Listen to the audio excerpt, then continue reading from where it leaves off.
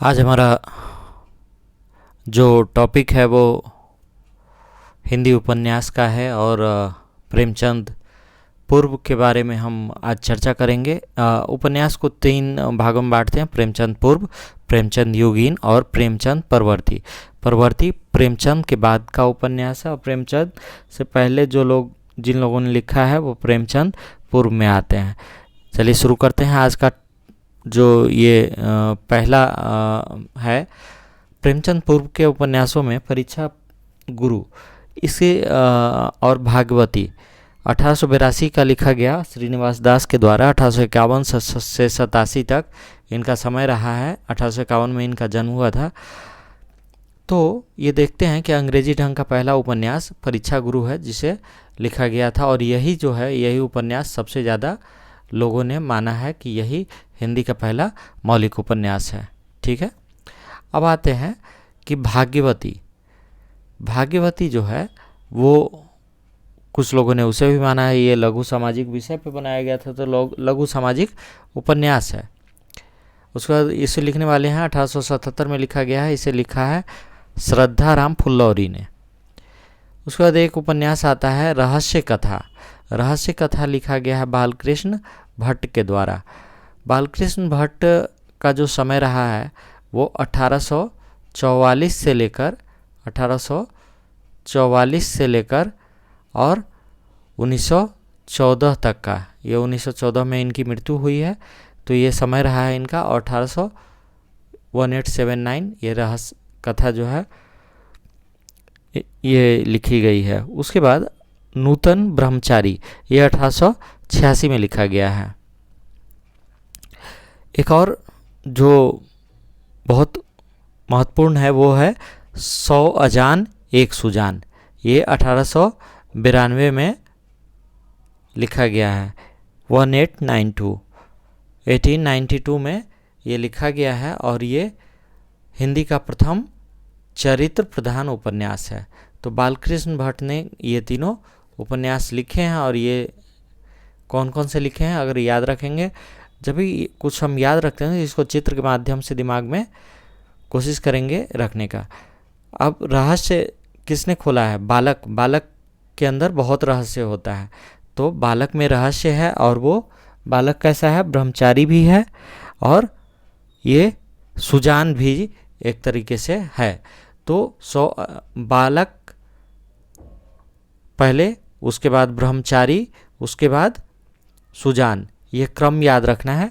अगर ये क्रम कभी कभी पूछ देता है कि आप इसके क्रम के हिसाब से बताएं, तो रहस्य कथा सबसे पहले है 1879 में।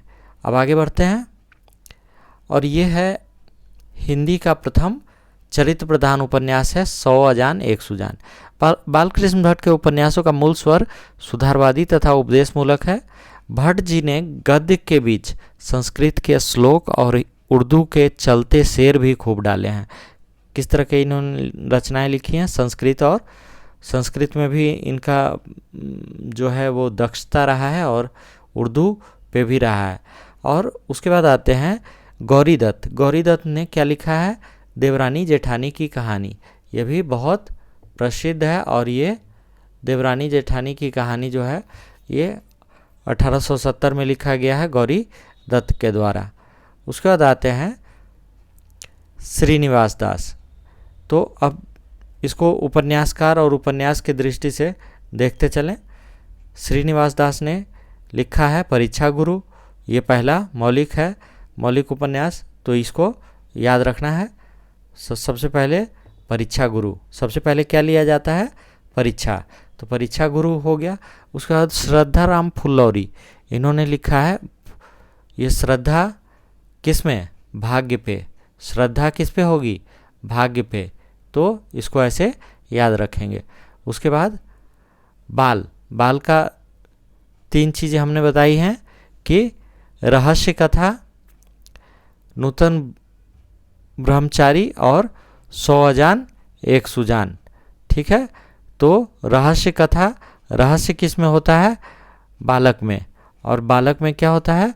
रहस्य। बालकृष्ण भट्ट, ये तीनों रचना याद करने का जो क्रम है अपना, 1844 में इनका जन्म हुआ था, 1914 में इनका देहांत हुआ था।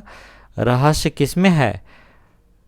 रहस्य है ब्रह्मचारी के अंदर। जो भी ब्रह्मचारी होते हैं उनमें रहस्य भी होता है।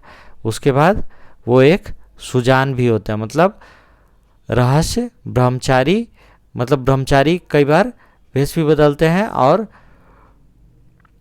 रहस्य, ब्रह्मचारी और सुजान, और ये सब तीनों हैं क्या?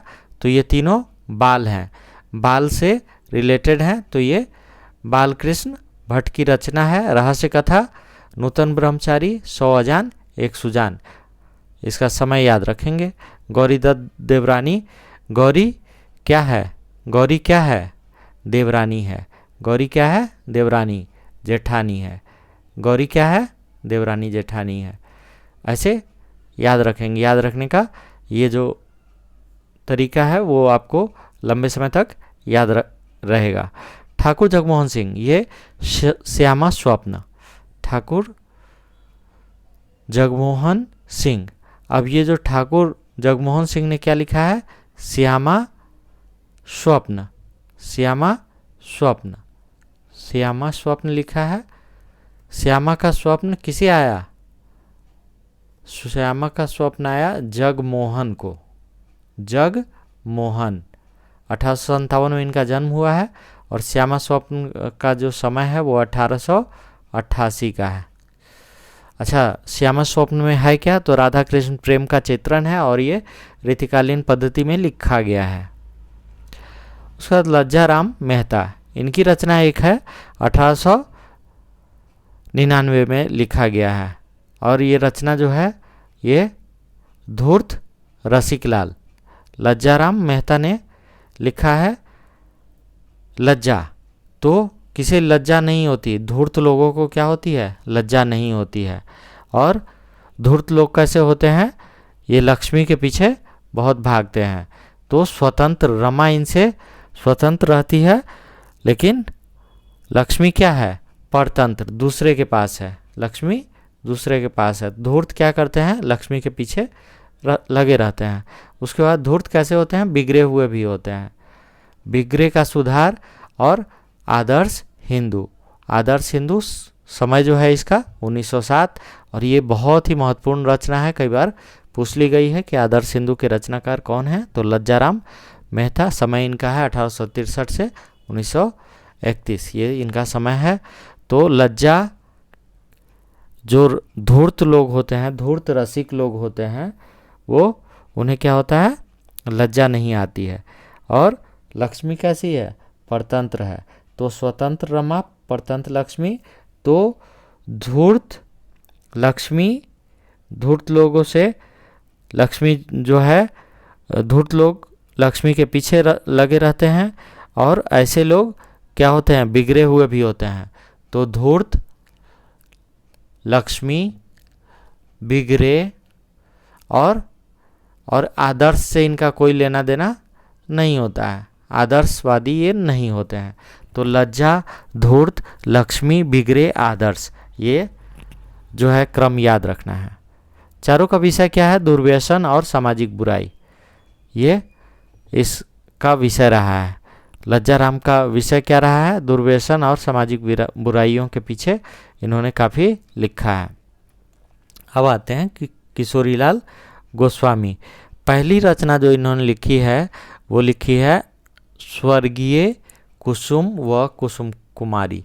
ये पहली ही रचना कब, और इनका समय क्या है? 1899, ठीक है। 1899 में 1889 है, ठीक है। तो ये जो है 1889, ये समय जो है यहाँ हम देखेंगे। और इस समय क्या लिखा गया है? कुसुम कुमारी। कुसुम कुमारी की जो खास बात है, ये कुसुम कुमारी, इसमें जो है ये वेश्या के जीवन पर पहला उपन्यास कौन सा लिखा गया है तो वो बताएंगे। स्वर्गीय कुसुम व कुसुम कुमारी, 1889 इसका समय रहा है इस रचना के प्रकाशित होने का। और इसके बाद जो आता है 1890, 1890 में कुसुम के बाद लौंग लता, ठीक है, लौंग लता, लवंग लता व आदर्श वाला, ठीक है। तो एक खाने की भी वस्तु होती है, क्या होती है, लवंग लता बोलते हैं उसको, और इससे ही उसको रिलेट कर सकते हैं कि कुसुम कुमारी को क्या पसंद था, लवंग लता। सीक्वेंस में याद रखेंगे, सीक्वेंस में याद रखने से क्या होगा कि हमें याद रह जाएगा। स्वर्गीय कुसुम व कुसुम कुमारी, लवंग लता और हृदय हारिणी। ये जो कुसुम कुमारी कैसी थी, हृदय को जीतने वाली थी, तो हृदय हारिणी व आदर्श रमणी। अब ये 1890 का समय है। अब आते हैं आगे, लीलावती, लीलावती, ठीक है, यहाँ तक आ गए। हृदय को जीता, और हृदय को जीतने के बाद एक और लीलावती व आदर्श सती, ये उपदेशात्मक है। लीलावती कैसा है, उपदेशात्मक है, और 1901 इसका समय है। राजकुमारी जो है ये किस तरीके का है, तो ऐतिहासिक है, समय 1902। चपला व नव्य समाज 1903 की रचना है और उपदेशात्मक है। तो लीलावती कैसी थी, एक राजकुमारी थी, और वो कैसी थी, चपला थी, ठीक है, काफ़ी चपल थी, ठीक है, चपला व नव्य समाज, नया समाज जो होता है वो। तो हृदय को जीता किसने, कुसुम कुमारी ने पहले लवंग लता,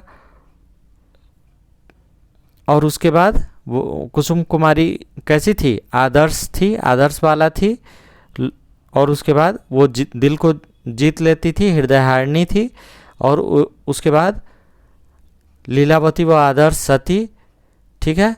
तो लीलावती कैसी थी, एक राजकुमारी थी, और वो चपला उससे जो है संबंधित कर सकते हैं। और उसके बाद तरुण तपस्विनी व कुटीर वासिनी, कुटीर मतलब कुटीर में रहने वाली, ठीक है, कुटिया में रहने वाली। तपस्विनी कहाँ रहते हैं, कुटीर में, कुटीर वासिनी, ठीक है, उपदेशात्मक है। ये समय क्या है, 1906। पुनर्जन्म व सौतिया डाह 1907 की रचना है, 9वां रचना ये है इनका। और ये जो तपस्विनी है ये पुनर्जन्म में विश्वास करती है। ये जो तपस्विनी है, तपस्विनी किस में विश्वास करती है, पुनर्जन्म में। और ये जो है माधवी, माधव और मदन मोहिनी, इसको जानती है। और ये समय क्या है, समय है अपना 1909, और ये उपदेशात्मक है। ये सब रचनाएं जो हैं उसी समय की है। और किसके द्वारा लिखा गया है, ये आप देखेंगे तो ये लिखा गया हमारा किशोरीलाल गोस्वामी के द्वारा। और इनका समय याद रखना है, अपना 1857 जो हुआ था उसके 8वें साल के बाद इनका जन्म हुआ था, 1865, और 1932 तक इनका समय रहा है। तो अंतिम जो इनकी रचना रही है वो है अंगूठी का नगीना, ठीक है। तो अंगूठी का नगीना समय क्या रहा है, 1918, और ये भी उपदेशात्मक है। यहाँ तक हो गया। उसके बाद आएंगे ऐतिहासिक रचनाएं भी इन्होंने लिखी हैं। तो उसमें कौन सी आती है, लखनऊ की कब्र व शाही महल सरा, यह है 1918 की रचना है। तो 1918 में इनकी 2 रचनाएं आई हैं, लखनऊ वाली और अंगूठी की, अंगूठी का नगीना। उसके बाद सुल्ताना रजिया बेगम व रंग महल में हलाहल, ये कब की रचना है, 1905 की रचना है। कब की है, 1905 की रचना है। किसकी रचना है ये भी ऐतिहासिक रचना है। और किसके द्वारा लिखी गई है, तो किशोरी ने बहुत सारी चीज़ें ऐतिहासिक लिखी है। तो जिसमें उनकी लखनऊ की कब्र व शाही महल सरा, और ऐतिहासिक वाले में सुल्ताना रजिया बेगम व रंग महल में हलाहल भी आएगा। उसके बाद आते हैं ईश्वरी प्रसाद। ईश्वरी प्रसाद जो है वो यहाँ देखेंगे, यहाँ ईश्वरी प्रसाद व कल्याण राय, इन्होंने लिखा है वामा शिक्षक 1872 में, कुंवर हनुमंत सिंह, कुंवर हनुमंत सिंह किसने लिखा है? तो ये लिखा गया कुंवर हनुमंत सिंह द्वारा क्या लिखा गया है? चंद्रकला। चंद्रकला भी एक तरीके का जो है उत्तर भारत में ये एक मिठाई होती है, और इसे हनुमंत लोग जो हैं ऐसा याद रख सकते हैं कि कौन इसे पसंद करते हैं? हनुमंत सिंह। ठीक है, कुंवर हनुमंत सिंह को क्या पसंद है? चंद्रकला। और इसमें स्त्रियों के बलात् शोषण पे लिखी गई है। इस विषय का पहला उपन्यास, प्रथम उपन्यास है ये। तो अगर पूछ दे कि चंद्रकला के रचनाकार हनुमंत सिंह होंगे। ठीक है, शिक्षक कौन थे? तो ईश्वर, जो हमारे शिक्षक होते हैं वो कैसे होते हैं? ईश्वर की तरह होते हैं। तो हमारे शिक्षक कैसे हैं? वामा शिक्षक ईश्वर की तरह।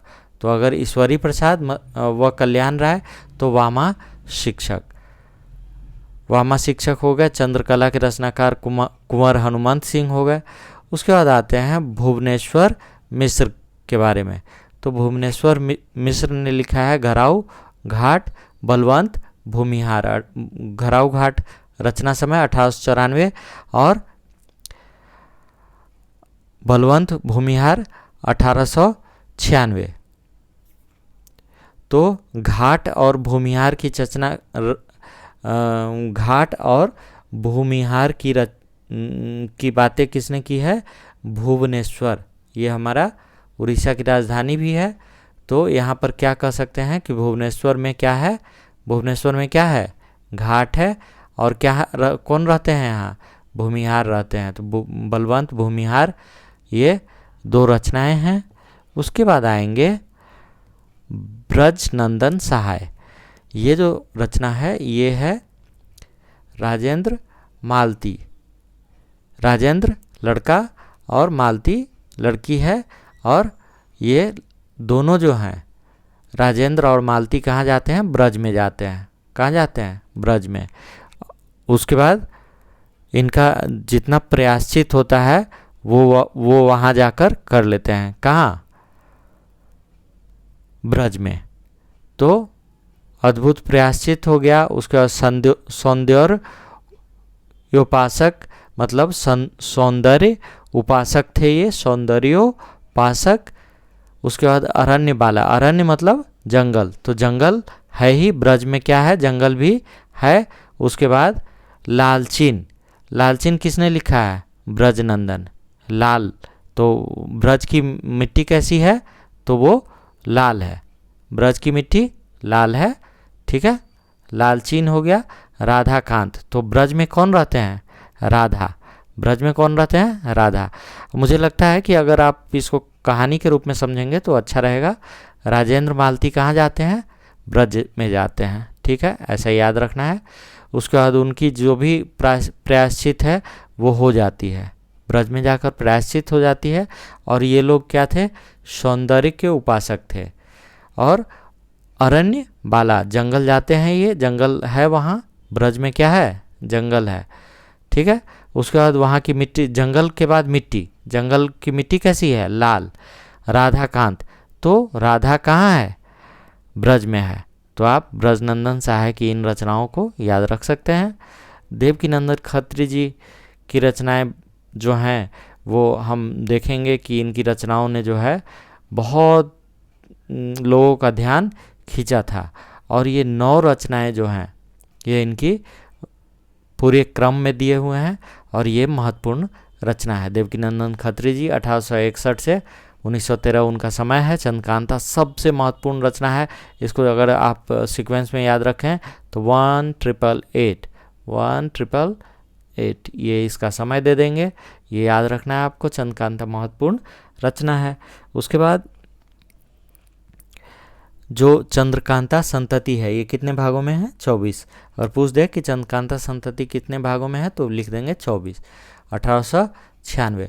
क्रम कैसे याद रखेंगे? चंद्रकांता, उसके बाद चंद्रकांता संतति, उसके बाद संतति के बाद मोहिनी। मोहिनी किसके पीछे?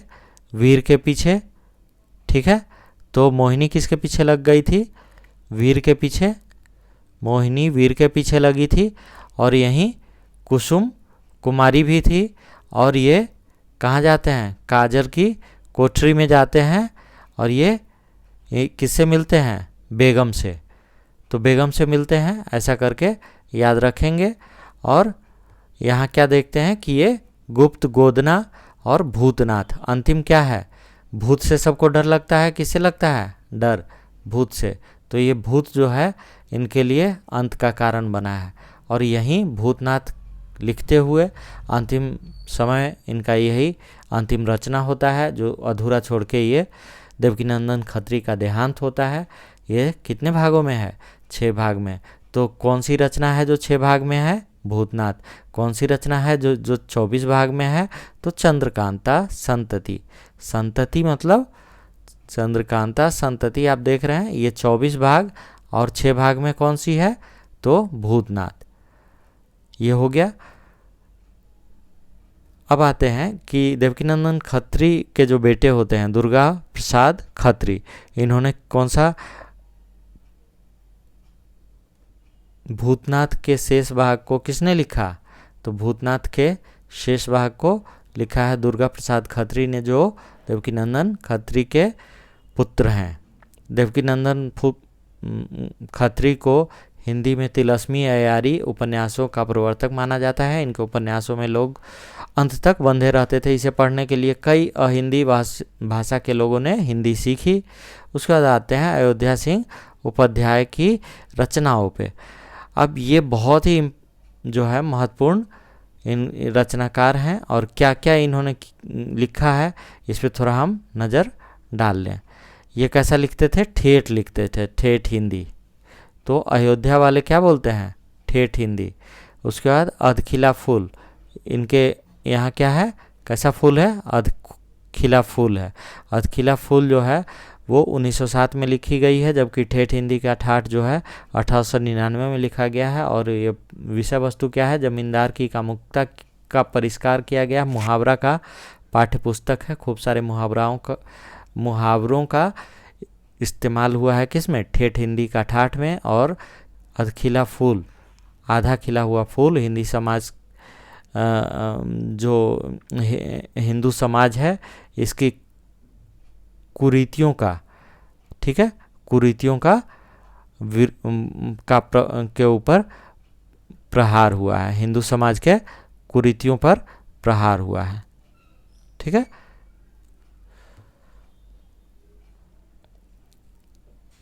तो हिंदू समाज के कुरीतियों पे प्रहार किस में हुआ है? अधखिला फूल पे। तो 2 रचनाएं अगर याद रखनी हो अयोध्या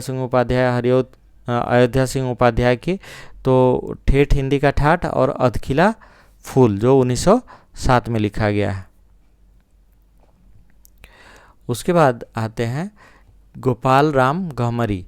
इनकी रचनाएं जो हैं टोटल कितनी हैं? 11 रचना लिखे गए हैं। 1866 इनका जन्म का समय है। ये किससे प्रभावित रहे हैं? ये देख सकते हैं, आर्थर कानन डायल जो अंग्रेजी उपन्यासकार थे उनसे ये प्रभावित रहे हैं। किससे? आर्थर कानन डायल से। जासूसी उपन्यास इन्होंने लिखी है।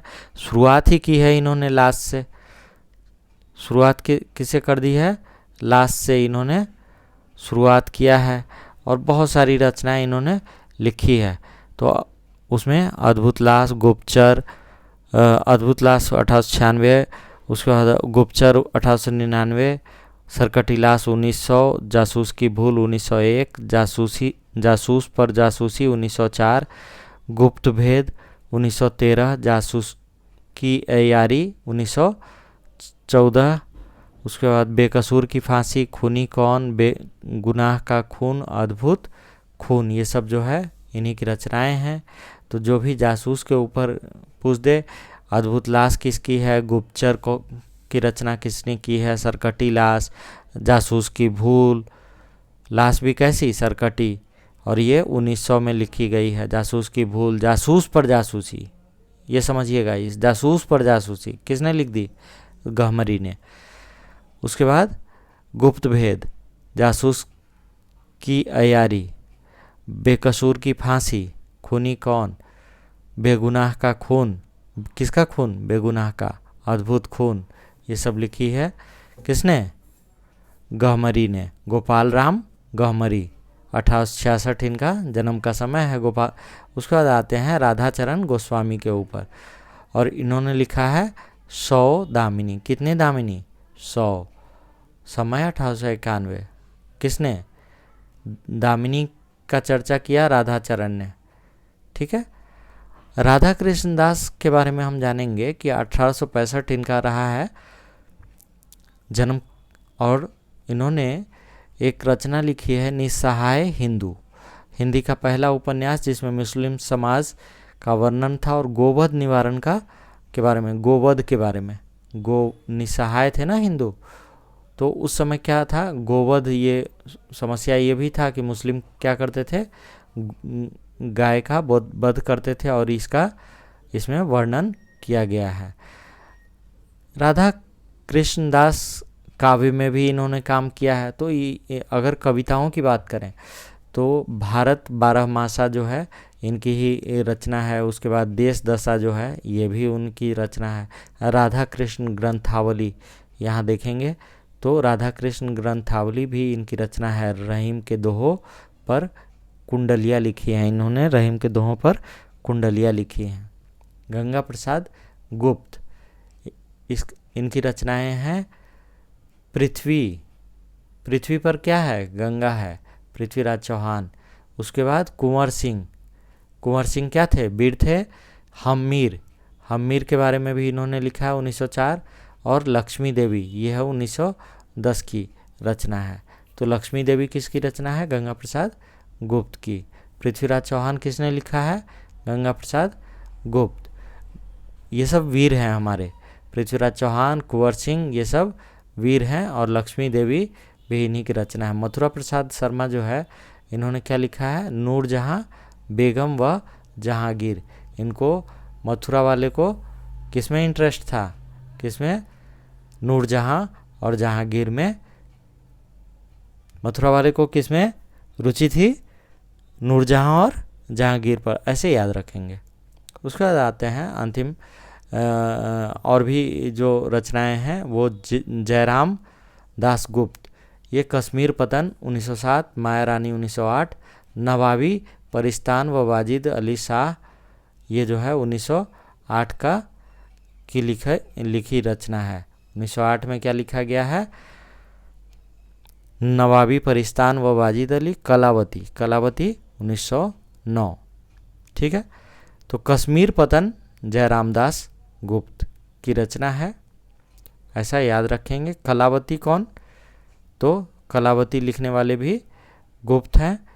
तो गुप्त जो हैं इन्होंने कई सारी रचनाएं की हैं। माया है, माया रानी, कश्मीर पतन, ये सीक्वेंस जो है इतना ये नहीं है, लेकिन आपको जो है वो नाम याद रखना है कि नवाबी परिस्तान व वाजिद अली शाह किसने लिखा है, कलावती 1909। उसके बाद जैनेंद्र किशोर, ये गुलेनार नाम की पुस्तक इन्होंने लिखी है, इनकी रचना है। राम नरेश त्रिपाठी, वीरांगना, अवध नारायण विमाता 1916। राधिका रमन प्रसाद सिंह, वन जीवन व प्रेम लहरी। राधिका रमन प्रसाद सिंह, वन जीवन व प्रेम लहरी किसने लिखा है, राधिका रमन। मन्नन द्विवेदी की एक रचना है रामलाल 1917 में लिखी गई। मिश्र बंधुओं ने लिखा था वीरमणि 1917 की रचना है। श्याम सुंदर वैद्य, पंजाब पतन। कृष्ण प्रसाद सिंह, वीर चूड़ामणि। राधिका रमन प्रसाद सिंह, प्रेम लहरी। उसके बाद अनुवाद की गई रचनाएं भी हैं जिसमें अंग्रेजी उपन्यास से लिया गया है पुरोहित गोपीनाथ, और ये उपन्यास का नाम क्या है, वीरेंद्र नाम का उपन्यास जो है किसने लिखा है, गोपी ने, वीरेंद्र पुरोहित गोपीनाथ ने। गोपाल राम गहमरी, ये गुप्तचर नाम का रचना जो है गोपाल राम गहमरी ने लिखा है। उसका मराठी में भी लिखा गया है भारतेंदु द्वारा। क्या लिखा गया है, पूर्ण प्रकाश चंद्र प्रभा। पूर्ण प्रकाश मतलब पूरा प्रकाश है और चंद्र की प्रभा भी है। तो ये लिखने वाले कौन है, भारतेंदु। इन्होंने मराठी के उपन्यास से प्रेरित होकर ऐसा लिखा था।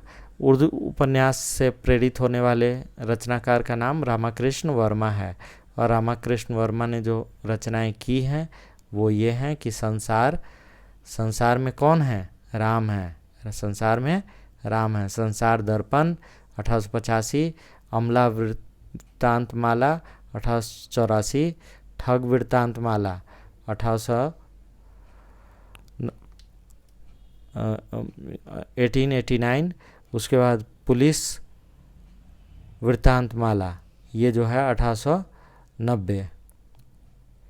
तो 1889 की रचना जो है ठग वृत्तांतमाला हमने देख लिया, पुलिस वृत्तांतमाला देख लिया। संसार में क्या है, अमल करते हैं लोग। राम कहाँ है, संसार में है, और राम संसार में है और यहाँ अमल भी करते हैं लोग। किनको, राम को। लेकिन जो राम को नहीं मानेंगे वो क्या होंगे, ठगे जाएंगे। और क्योंकि ठग लिए जाएंगे तो किसके पास जाएंगे, पुलिस के पास जाएंगे। तो पुलिस वृत्तांतमाला ये सब रामकृष्ण वर्मा के द्वारा लिखा गया है। तो ये हमारा प्रेमचंद पूर्व रचनाओं का जो ये हमारा सेशन है वो आज के लिए इतना ही है। आप इन चीज़ों को याद रखेंगे तो आपके परीक्षाओं में बहुत मदद मिलेगी और आपके एक भी प्रश्न छूटेंगे नहीं। इस तरह के प्रश्नों में अक्सर हम भूल जाते हैं, इसको जो है याद करने का ये क्रम है, इसको बार बार आपकी इसको सुनकर याद कर सकते हैं। आप परीक्षाओं के लिए आपकी बहुत मदद मिलेगी। धन्यवाद।